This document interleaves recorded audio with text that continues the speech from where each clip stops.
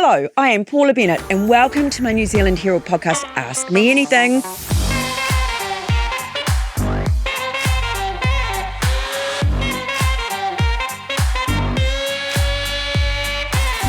And one thing I've learnt in life is it's never too late to learn something new. So on this podcast, I talk to people from all walks of life to hear about where they got to where they are and get some advice and guidance on some of life's biggest questions. I'm hoping I sound a bit croaky today, just to let you know that I have got a cold and it's that bloody change of seasons thing that happens. So, an All Blacks legend is my guest today. I'm laughing because I know him so well. Bloody hell. He doesn't do a lot of these types of interviews, but when he does it with a lot of honesty and opens up a side that I'm not sure many have seen before. I'm very excited today to be joined by former Blues and All Blacks lock, co-owner of Auckland FC, Ali Williams. Hello, young lady. How are we? Very good. How are you? Fantastic. Are you? Fantastic. Yep. You ready to go? Well, not really, to be honest. I've got heaps of other things I'd rather be doing, but when not once we start chatting. Someone like you asks me to do something, I'm here. Okay, warming you up. If you could travel in time, would you go back or forward? I'd stay right here. Would you? Yeah. I'm loving life at the moment. There's a lot of challenges on. There's a lot of good things, and then weirdly, the simplicity in life is the thing that's given me the biggest smile. You're the first one that's given that answer, so there you go. There you go. There you go. Slightly different from other I just wanted to pop back and see Queen at Wembley, but then I'll pop back to now. So I could just do a quick trip. Yeah, that'd be cool though. I saw Queen in Melbourne. Oh, did you? Yeah. Jealous. Pretty cool. I'm jealous. Yeah, it's pretty cool. Yeah. It's just one of those, Michael Jackson, Western Springs, you would have seen that one. Yeah. I was at MJ, cool. yeah. Yep, that was pretty cool when I was a young I went to a tribute show for him in Vegas this year and it was very disappointing. Was it Cirque du Soleil one? No. I went to Cirque du Soleil Michael Jackson this year in Vegas. Oh, yeah? It was cool. Good. It made you shake, it made you energy. Yeah. All his songs just give you it was a shame because the night before I'd gone to the Eagles at the Sphere. Oh, yeah. And it was so incredible that I think I'm ruined for life.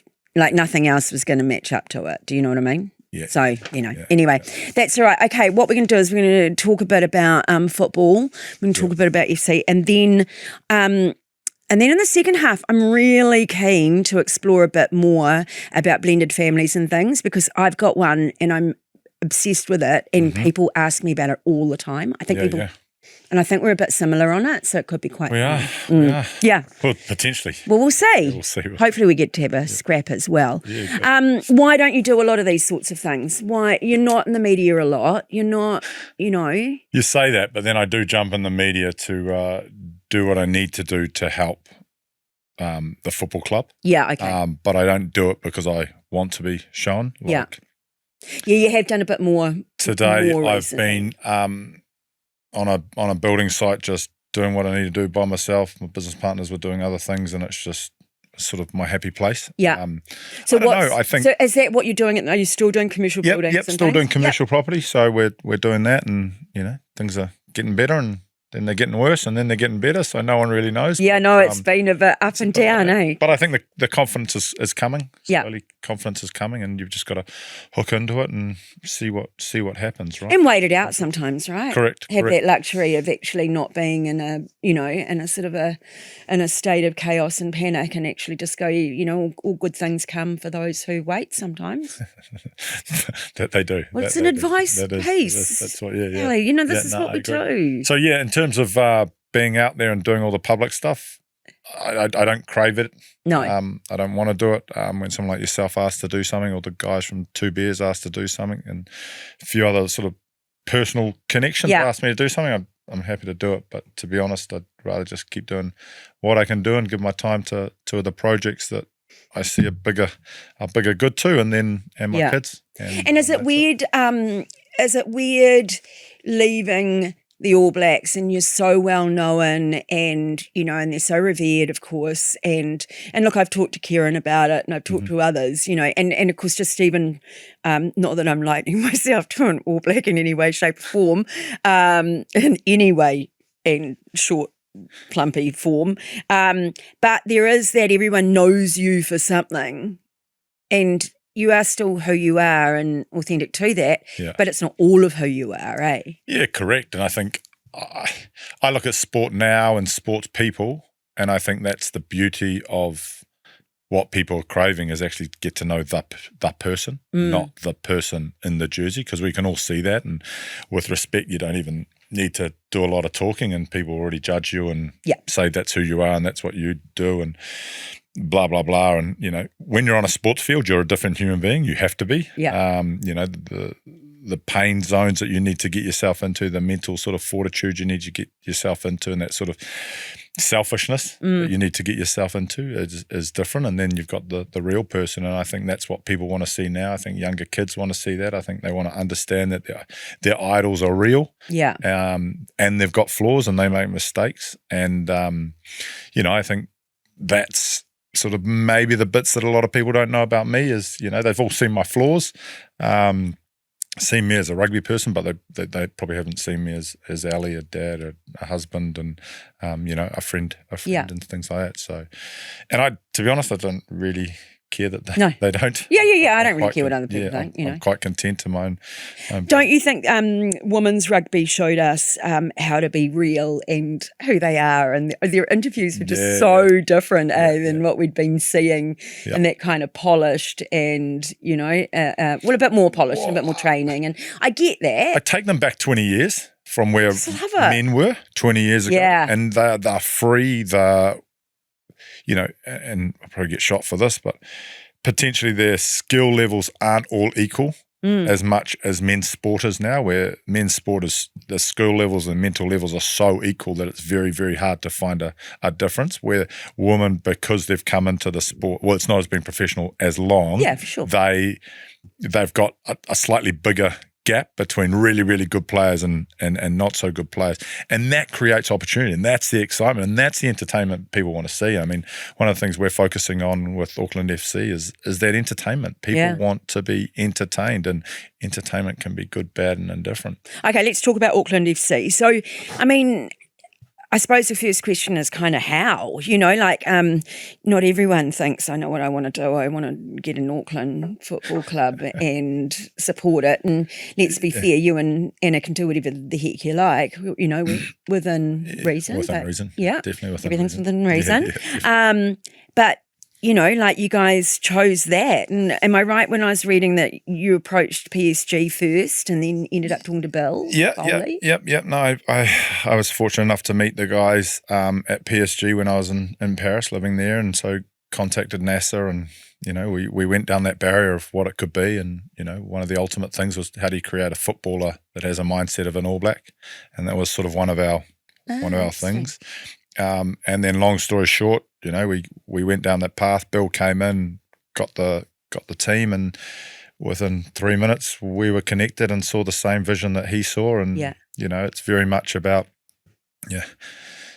entertainment, pathways, and let's get a team that actually connects with the community. And that's something that we're really focused on, is we want to be that team of the community. We want our players to be approachable. We want our coaches to be approachable. We want us to show that there's some good times and there's some bad times. We want people to come to the game not just to watch us win. We want them to come to connect with their neighbours. We want them to come to, I'd love to have cheaper beer, but we're working through things with the stadium, all those sorts of stuff.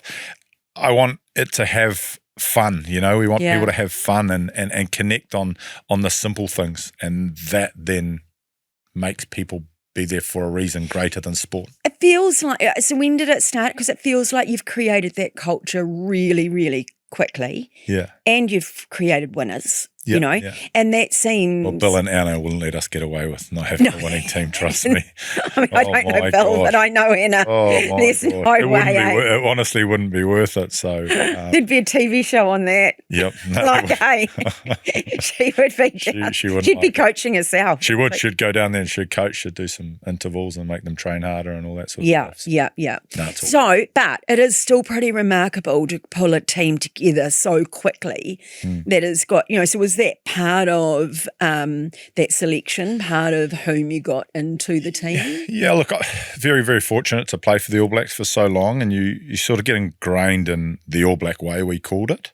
And one of those elements was, you don't just pick on talent, you pick on the person. And during good times and bad times, the person itself is going to be stronger than the player, as you want to say. So, you got to give credit to Terry and Steve and Nick, all the guys at AFC, Doug, all those boys that are part of that selection process, and Bill and Anna, myself, Tim Brown, Steve, Adams, Noah, and Winston Reid, all the boys and team that's in this ownership group echoed that thought, like, let's pick on people, not just pick on talent. And if you pick on people, then through the good times and the bad times, then it'll be a little bit more level rather than emotional. So why? I mean, you played football, eh? Yeah, played football till I was 16. And I was going to say, you didn't really get to rugby till till I was 16, and then it's quite well known that my second brain kicked in and realised that women only really liked rugby in this country, and now we're changing that. It has changed, now we're changing that. So I started playing rugby, but I've always enjoyed the game. I think if you look at it, it's the biggest sport in the world.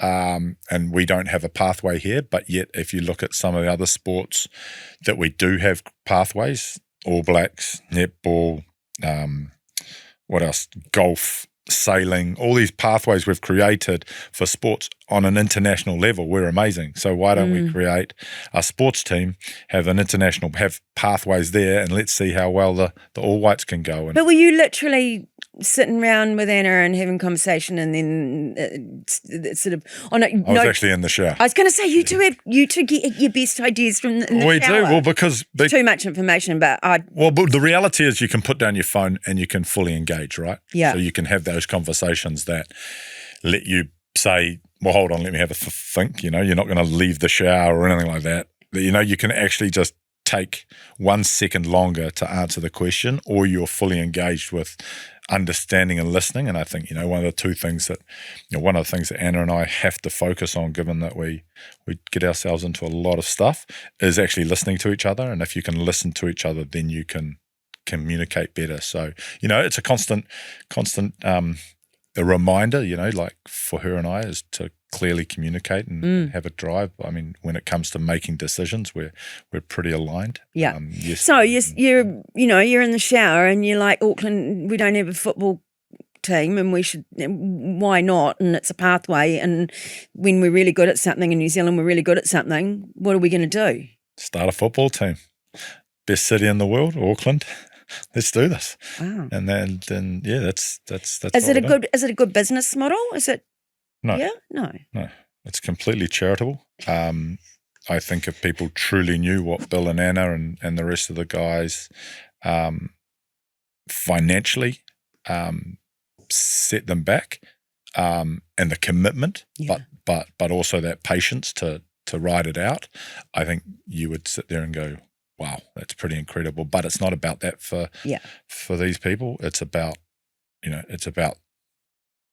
giving something to the next generation. And I think that's where Anna is just so incredible. She's very much driven to see other people do better, see other people do better than herself, which is really unique, and it's quite a tall bar. She's done pretty well. Yes. Still doing unbelievable things. And I think that to me is a sign of someone that can control their ego, can control elements that make them that special person, and have those things that you can't actually teach, or you can't actually, you can't actually describe in a book. It's just, she's that person. But then, as you say, she's equally, obviously, with that huge intellect and everything else. And I'm told I'm a control freak all the time, and I love it, because it's like you think, like you don't kind of go from where I was to where I got to without actually being a bit, driven and controlling and understanding detail. But we had Cecilia Robinson on this podcast last week, and of course she says 99% is execution. Yep. Passion. Yeah, I would say execution, and then I would also add to that and say that accepting that no is not an answer. No is an element that you either have people that don't believe in what you do, so yes, recorrect it and make a change to make it work, or no is someone saying that they don't want you to do it, so go and do it. So it's how you look at the word no. Yes, you've got to accept it, but also it's how you look at it and which way you can shape it. So Yeah. Okay. So we're so at the football club, that's all going really well. What's next then? Because you looked at the stadium thing for a bit.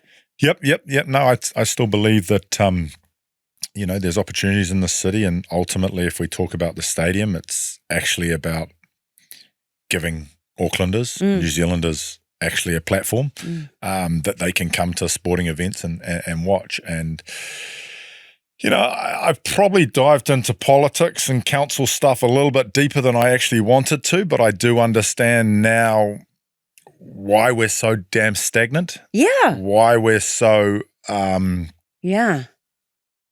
lack of commitment, lack of let's give it a crack. And I could take 3 hours to really vent my frustrations around this. But I don't think it's worth it. I think I was speaking to one of my mates today, Builder, and I said, probably the biggest problem is it's all dictated by a vote.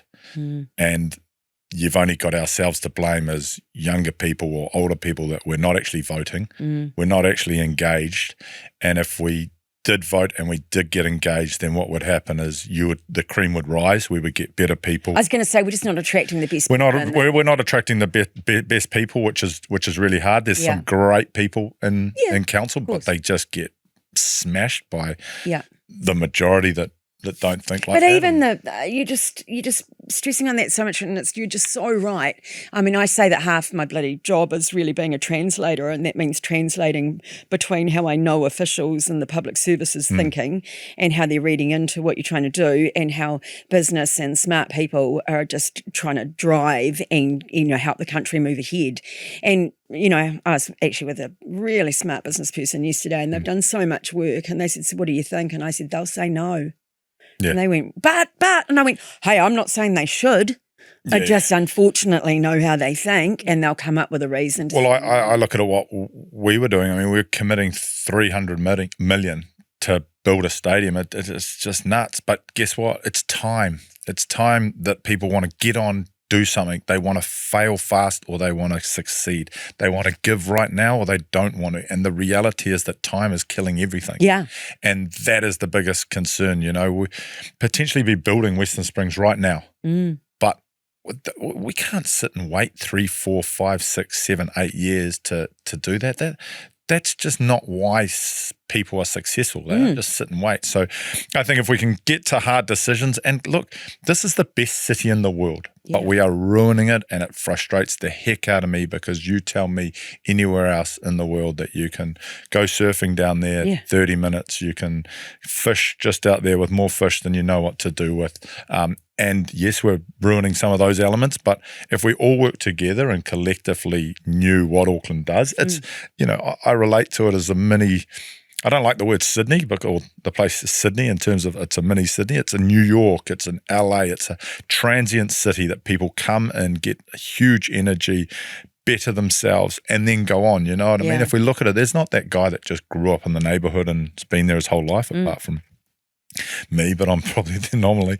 But do you know what I mean? Like, it's transient. People come into it all from New Zealand all over to get better and go. And they bring that passion. They bring that passion. Drive. And it might only be 2 years. It might only be 5 years. It might only be 10 years. But let's use that energy with all these different cultures and let's drive a better city.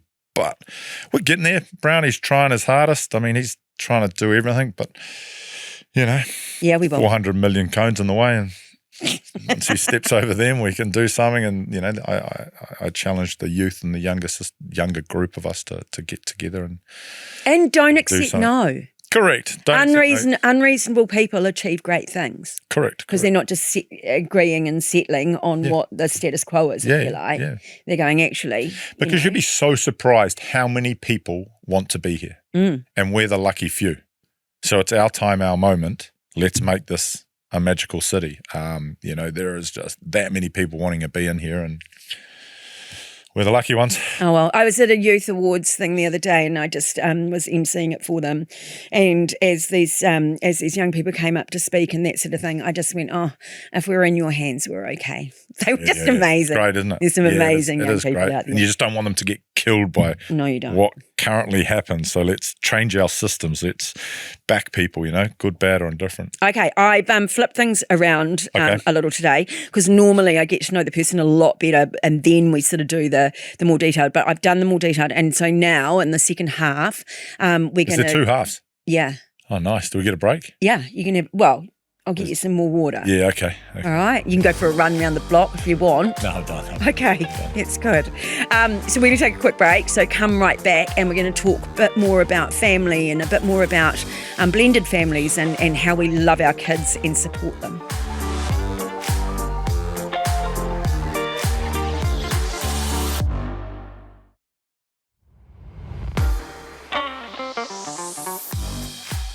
Welcome back to Ask Me Anything. My guest today, former All Black, Ali Williams.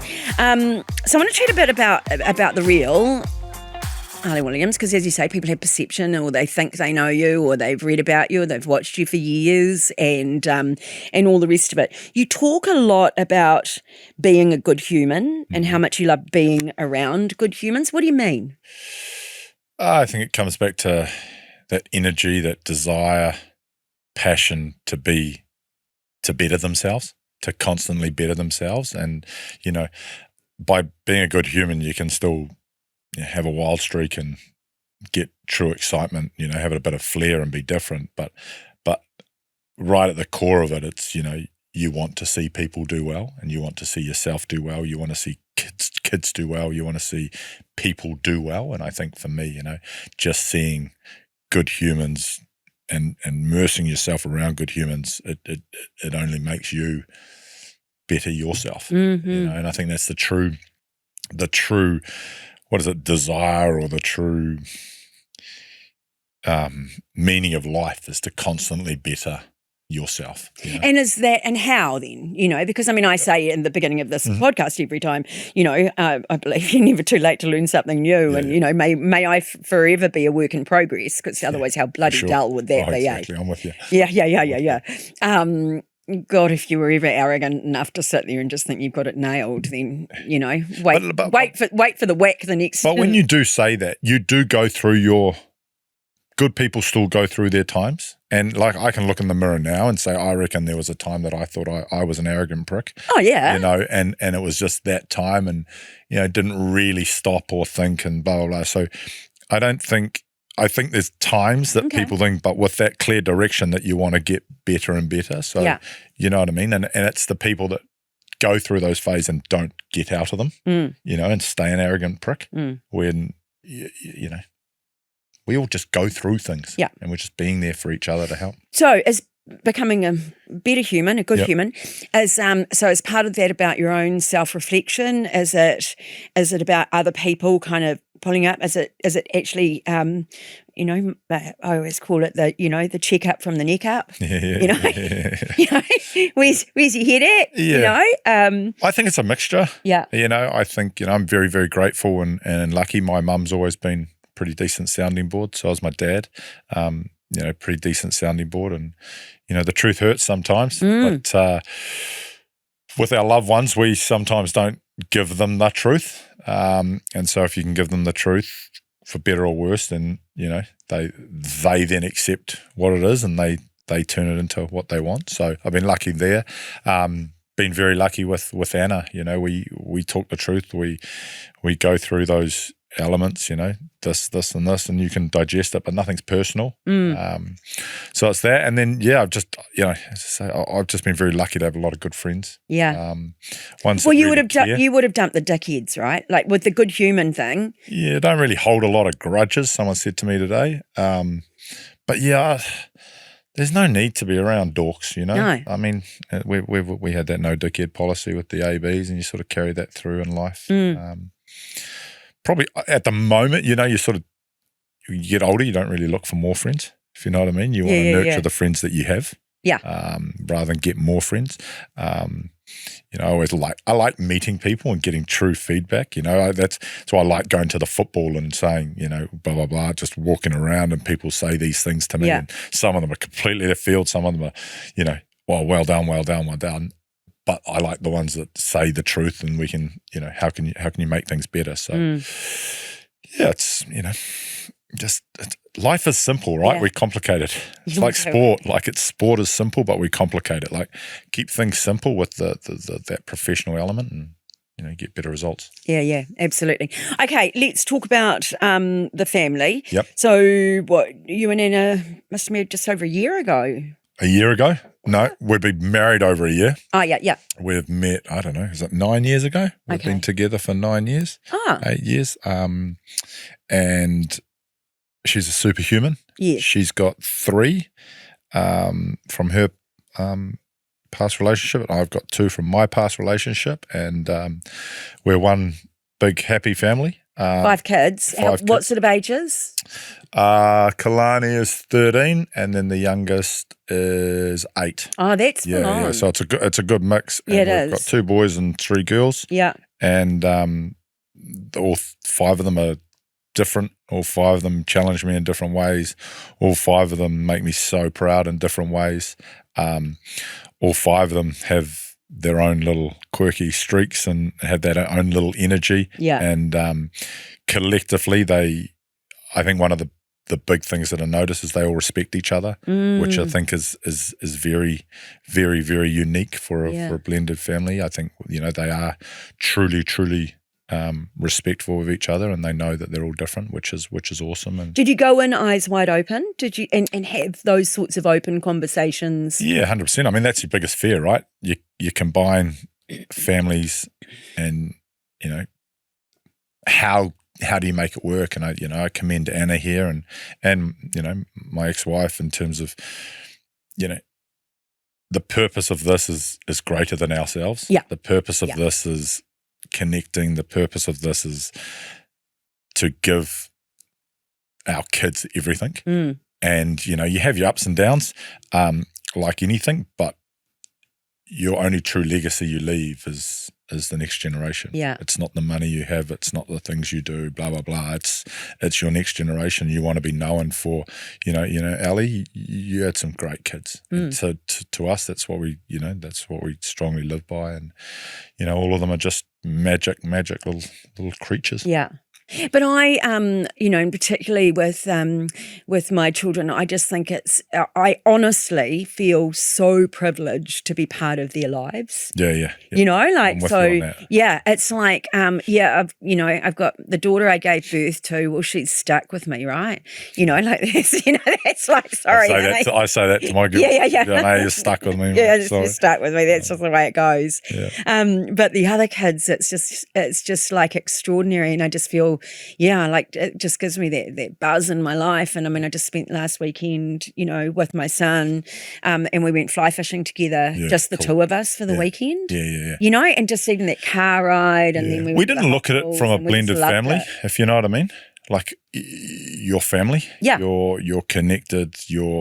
This is it. And we walked completely towards it. And I respected every element of Anna's parenting, and she respected every element of my parenting. And you know that you are different, but you've got to understand that, and you've got to respect that. And then secondly, you've got to completely align, and if you're completely aligned with each other, then you're going to make some bad calls, but you're going to make mostly better calls, and they're going to know that you're a team. Yeah. And I think, if you can aspire to being that team, then kids get that aspiration, kids get that belief, and good things happen if you stick together, And it's a bit like what you were saying before, in my opinion, is that often when, couples that have had previous relationships and children and things, when they're getting together, I think, or someone that hasn't got children and is going in with a relationship with someone that does, I often think they try and overcomplicate it, overrule. And you say, if you get the values and the base right, then, so I remember when, 14 years ago it would be now, and at that point I was in Parliament and so I had the chief social worker for New Zealand at my disposal. It was quite handy. So I said to him, it was him at the time, and I said to him, okay, I'm about to bring these kids into my life, and they're going to be living with us most of the time. What do you think? And he just looked at me and he goes, Paula, you love children. Yeah. And I went, oh yeah, I really love children. Yeah. Like I love children almost more than I like adults, Yeah. And he goes, and you love children. So just love them. Yeah. And make sure they know you love them. Yeah, give unconditional love. Yeah, and then he went, and then you can tell them off if they haven't tidied their room. 100%. You can tell them that they have to go to bed because everything you're doing is coming from a place of love. Yep. No. So if they believe you, and they will because you were telling the truth, Yeah. then you don't have to overthink the step. Life is simple, we just complicate it. We just complicate Life it. is simple, we just complicate it. So I just sat the 11-year-old then down. I'm not doing, right? I'm a doer. So I'm in the kitchen. She's at the kitchen bench, we're blah, blah, blah. And I just said to her, okay, this is how it goes. I love you. Yeah. Yep. You're 11. I love kids. I don't even know you that well yet, but I'm going to love getting to know you. Yep. Really good news is you don't have to love me back. Yeah. Because you're the kid and I'm the adult. Yeah. So this is how it goes. Yeah. And it was about 2 years later and we were driving along and she went, you know how you said I didn't have to love you? Yeah. I do. You've got to give yourself time, I think, to understand and respect your kids. And I don't think a lot of us, I think it naturally comes if it's through the birth and that sort of stuff. But when it comes from the combined family, you've actually got to give it time to understand. You can't change someone's characteristics. And that's what I learnt. And, my oldest boy, him and I, we had our little moments. And then I was like, you know what? I don't want to change you. I don't need to change you. You're just the most beautiful kid with, man, you've got so many attributes that I never had. Let's walk towards them. How can my skill set harness those rather than give him my skill sets and say, you go and do that. Let's harness your skill set with the things that I can teach you. So I just challenge those bits, is just give it a bit more time. Yeah. Like give them the respect, don't let them walk all over you, but give them respect that they are, they've got a decent brain on them. Trust me. Yeah. At 8, I beat him at chess, and then at 8 and one day, he beat me at chess. So, it was quite humbling. Yeah, no, she beats me at cards. And I'm my son really beats me at and I'm really competitive too. So I'm never one of those parents that lets them win. Yeah, I've got a few. Depends on how I look after myself, but maybe a few more years physically to be stronger than him. But can't run with them anymore. My knees are shot. I'm no good. So. So you're a bit like me though, and I've got a brother, and I was talking to someone, it was a little while ago now, and they went, I met your half brother, and I went, I don't have a half brother, and they went, oh really? I swear it was and I went, I don't do halves. I'm with you. Do I look like a woman that does anything by half? I'm with you. I'm 100%. I've never referred to them as my stepson, my stepdaughter. They're my kids. They've got every bit of me, and this half rubbish bullshit. Yeah. It's just bullshit, eh? Yeah, exactly. It's just like, do I look at him as if he's a half? He's my brother. Yeah. For God's sake. Yeah, exactly. So there's no half people out there? That's brilliant. Let's go. I'm not doing half. Let's go. We don't you do a game of two halves, don't you? No. Yeah, I did do that show a few times. It's quite a bit there of fun, you go. wasn't it? Yeah. Okay, what else was I going to ask you? That's what I was going to ask. So setting some of those values and things early. You're bringing the kids into a privileged life. Yes. I hate the word privilege, but you know what I mean? Like actually they weren't going to struggle. They weren't going to worry about, whether they could eat that night or mum and dad could make rent. We're lucky there, yes. Yep. So you worked bloody hard for it and as a genius. So, I don't like the word lucky either because I just think you have worked incredibly hard, and I think that you should own it and go, you know what? Yeah. No, well said. Anyway, in that context, how do you keep the kids grounded? How do we make sure that they're not getting a bit too full of themselves? I kept having to say to mine, by the way, the chauffeur-driven, it comes with a job. It's not for me, I think it's a constant challenge. I think Anna and I aligned with that from day one. Yeah. Was, we have to be grounded. And I think you look in the mirror first and are her and I grounded? Have we stayed grounded? Because if we don't stay grounded, how how do you expect them to stay grounded? Yeah. So we constantly challenge ourselves. Are we grounded? Are we still normal human beings, and are we approachable, and can people talk to us? Blah, blah, blah. That's I think first and foremost. Yeah. And then with them, I think it's the simple things, it's doing the dishes. It's please and thank you. It's asking for things. I mean, it's quite public that we don't believe in cell phones and social media with the kids. Yeah. We connect with them. We keep life simple, and if you can keep it simple and be grateful for the small things, then I think they stay grounded. They've got their chores and all that sort of stuff. Well, I've been at functions and your kids have been waitressing. Yeah. Well, they have to work, right? They have to try and they're handing around the snacks. Yeah. And I think that's where we're lucky. We can get to put them in opportunities that they can learn things and they can interact with people and they can do that. And we haven't walked away from the fact we've got 5 kids and blah, blah, blah. So when we talk about, the football or something like that, man, it's family, because I don't want to go there without my family. So why should someone else not want to go there without their family? So for us, corporate areas, all that sort of stuff, it is about kids. If my kids were here, they would be sitting right here and blah, blah, blah. But they're at school. You know what I mean? Like kids are only, I remember my mum, what is it? Kids can be seen and not heard. Well, I think there's a balance between being everywhere and letting them have their moments. So, it's our biggest fear. It's our constant work on. We want to keep them grounded, and we want to give them every chance in life to just be good people. Yeah. And how do you handle, because I know certainly my kids struggled at times with my profile, with people having strong opinions about me, and I think it's probably worse being a politician. Yeah, it is. But we've still got the whole tall poppy thing in New Zealand, that's for bloody sure, and you guys get your fair shares of being knocked around with that. Yeah. You're adults, so don't really care about you. How are the kids handling it? Look, you know how I mean that. Yeah, we keep them naive to it, I think. Good. I think the older they get, the more they sort of understand it. When you see your mum and dad on the paper, front page of the paper, then, they sort of walk past it at a dairy. Hey. Yeah. Nah, not me. They're like, mate, you can't lie to me. Like, it's there. I'm like, well, you're probably right. What's it about? I don't know. Bernard's probably written another fantastic factual article full of bullshit. Yeah. And you've just got to tell them that's that. You know what I mean? And you've got to walk towards it. I'm more worried about other people reacting to them. So my kids were fine because they knew me better than anyone else in the world, and they knew the truth. And do you know what I mean?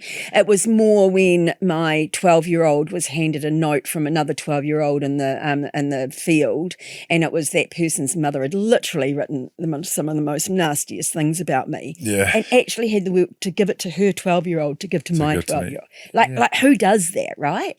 But her having to actually deal with that was kind of, I was just like, how well am I screwing these kids up? Yeah, I don't really know the answer here. I can't claim to know it, but I suppose, you let people have their opinion, and then you just say to them, look, everyone has an opinion on someone, but you got to be strong internally and amongst yourself, rather whether you're a school teacher and your community's there, or a neighbour, or an All Black, or a politician. People have their own opinion, and I suppose you can't really protect them from people having an opinion of their parents, and they've just got to accept that you make your own thing of Dame Nolan's given us, we know our truth. Yeah.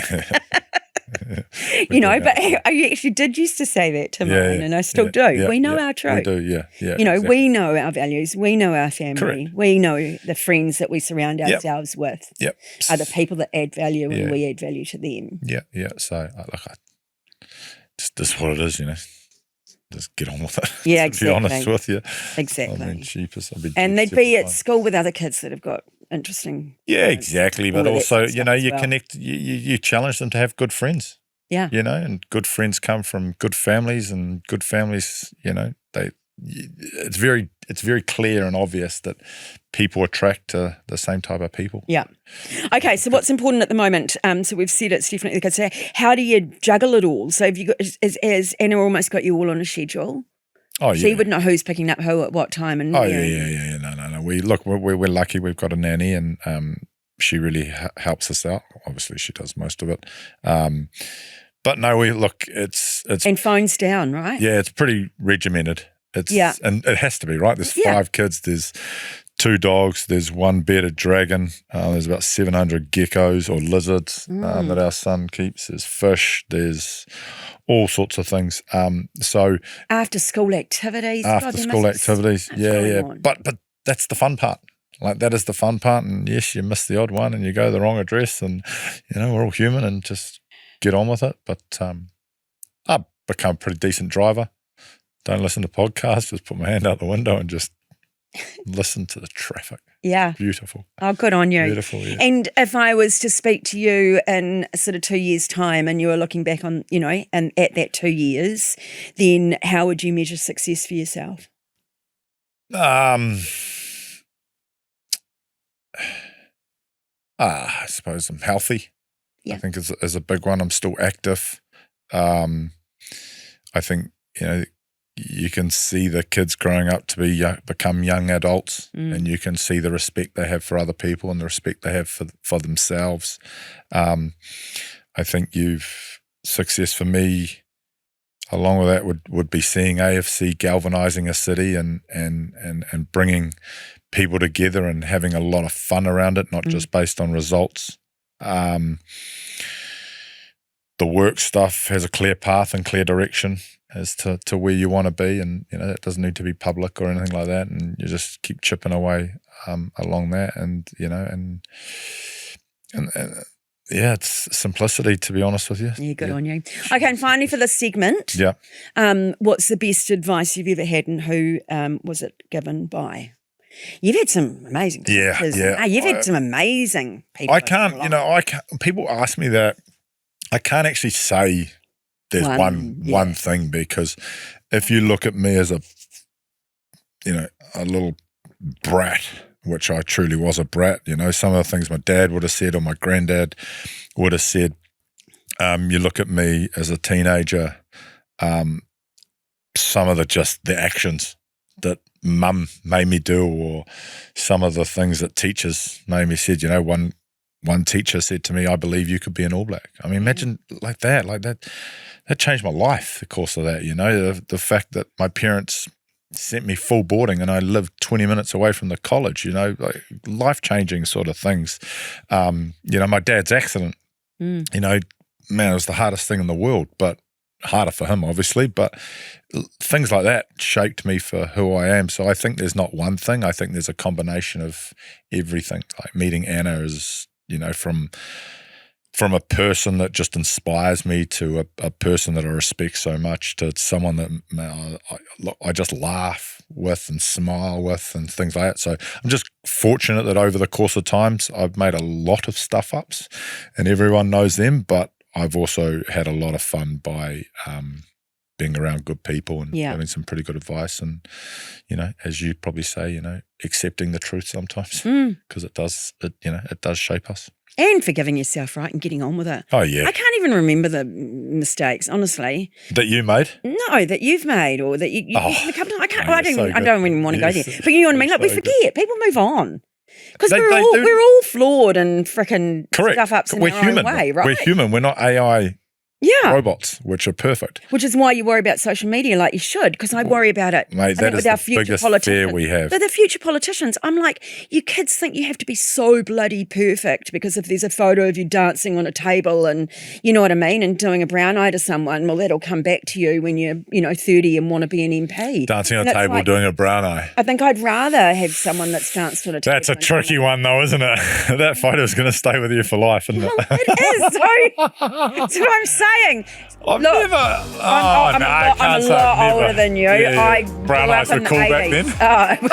Okay. Look, Paula, I'm with you. I'm with you. Different strokes, different folks. There you go. Okay. Good. All right then.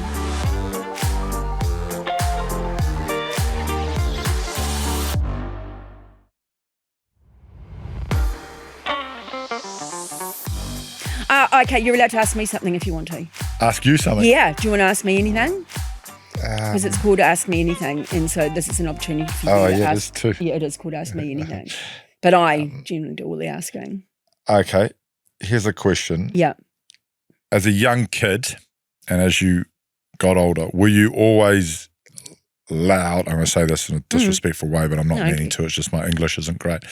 Were you always loud out there and confident in your own skin, or did you evolve given that you were in the public eye, or did you evolve because it's who you wanted or needed or thought you should be to better yourself? So feisty would be how my family would have described me as a child, if you like. Yeah. So just did not accept the status quo, did not accept that that's just the way things are. Yeah. Very misogynist in the household, a lot of misogyny. So, like it was girls can do this and boys can do that. Yeah, and, so I just fought against that all the time to the point where I was exhausting, evidently, but, like tough.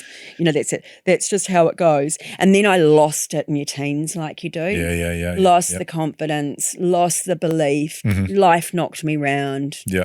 Knocked up at 17. We've heard this literally knocked around. We've heard this one, haven't we? So once you go through all of that, you start questioning your value, your worth, is your voice really worth listening to? Yes. And so then I went to university when I was about 24 Yeah. and realised I was intelligent, so I didn't believe it till then. Yeah, cool. So then I was just like, wow, I am smart, and I'd sit there in a lecture and just think, are you seriously getting paid to tell us that? Like, that's just common sense. Yeah.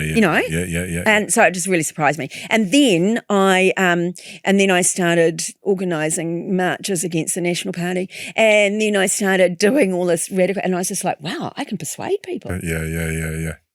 Yeah. And I know how to listen. So then it just all started going up, and I started learning and got better and confidence. And because it is an interesting one, right? Speeches, where I could barely, my knees are knocking together so much. Yeah, because I think people say, oh no, it's just who I am and I can't become, not loud, but I can't talk in front of people. But for me, looking at you and the way you can captivate a crowd and the way that you are just you doing it, I think it's inspirational in the fact that, you can get better at certain things even though you potentially don't think you can at that time. And it's not just about being faster or being smarter or something. It's about characteristics of yourself can change and evolve. Very, very cool. Well, and I think it's similar to what you've just been saying about good humans and things like that as well, and that growth in yourself is that when I am in that situation, particularly if it's a, charity or it's something that really matters to people, when I get up there and I'm asked to either MC or run it or do this, I just think you deserve all of me to give to you. So I don't get up there and think it's all about me. I just think actually, you deserve my energy. You deserve my complete focus on you as a room and on you as what you've come here for. Yeah. And I don't care if you're unwell. I don't care if you're feeling sick, Paula. You will get in that room and you'll give them everything you've got. Like now. Yeah. Feeling like shite. But here we are. You have to sit next to me and it's been fantastic. It's been fun. Germs. I won't get germs. You won't get germs, eh? Okay, Ali, thank you so much for your time today. As I said at the start, you don't do a lot of interviews, so I know you slightly did it as a favour to me. It's all good. So thank you very much for coming in. Okay, and if you haven't already been out to an Auckland FC game, time to buy a ticket, eh? 100% time to buy a ticket. Great ride. Yeah. So that's what we need to shout out to everyone. Yeah. Take the kids, take the grandkids, go along and it is an event. Okay, and that's it for another episode of Ask Me Anything. If you've enjoyed this episode, please follow Ask Me Anything on iHeartRadio, wherever you get your podcasts. Make sure you check out some of our past fabulous guests while you're there. I'll be back next week. I'm Paula Bennett. Ask Me Anything. Goodbye.